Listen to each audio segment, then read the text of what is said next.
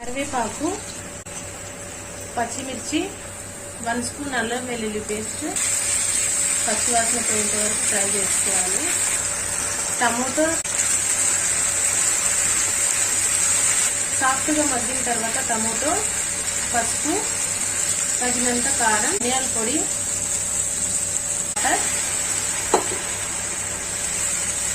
ఒకసారి బాగా కలుపుకోవాలి. రుచికి సరిపడా ఉప్పు, కొత్తిమీర, మూత పెట్టి మగ్గి పడియాలు వేసుకోవాలి. పెసరపప్పు, ఇది నార్త్ ఇండియన్ డిష్ ముస్లిమ్స్ ఎక్కువ చేసుకొని తింటారు. మా అమ్మమ్మ రెసిపీ. డిఫరెంట్ టేస్ట్ ని ఎంజాయ్ చేసిన వాళ్ళు అవుతారు. ఒకసారి ట్రై చేసి చూడండి.